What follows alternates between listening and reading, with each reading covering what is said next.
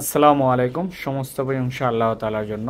তো আজকে আমি আমাদের সিরাজটেকের যে কোকো কয়ার প্রোডাক্টগুলো রয়েছে, এই কোকো কয়ার প্রোডাক্টের মধ্যে কি কি আইটেমগুলো রয়েছে এটা দেখাবো।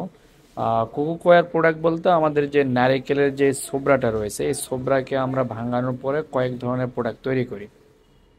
এর মধ্যে আমরা যখন নারিকেলের ছোবড়াটা ভাঙাই, ভাঙানোর পরে আমাদের একটা গুঁড়া যেটা আসে, গুঁড়া থেকে আমাদের কোকোপিট ব্লক তৈরি হয়।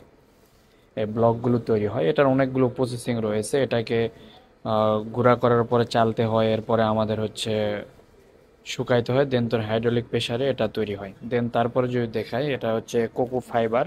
এই ফাইবারের কাজ হচ্ছে মালচিং হিসাবে ব্যবহার করা হয়, যেমন গাছের গোড়ায় দেখতে পাচ্ছেন এভাবে যদি দিয়ে রাখেন, তো এটা গাছের গোড়া সহজে আপনার শুকিয়ে যাবে না। প্লাস হচ্ছে এটাতে আপনার কোনো ঘাস বা এই জাতীয় কিছু জন্মাতে পারবে না, এটা মালচিং হিসাবে ব্যবহার হয়।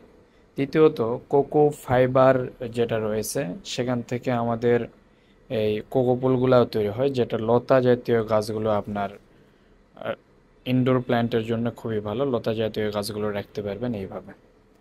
এরপরে যেটি তৈরি হয় সেটি হচ্ছে পাখির বাসা, বিড়ালের বাসা। এখানে যে পাখির বাসাগুলো দেখতেছেন বিভিন্ন ধরনের বিভিন্ন সাইজের, এগুলোও কিন্তু কোকো ফাইবার থেকেই তৈরি হয়।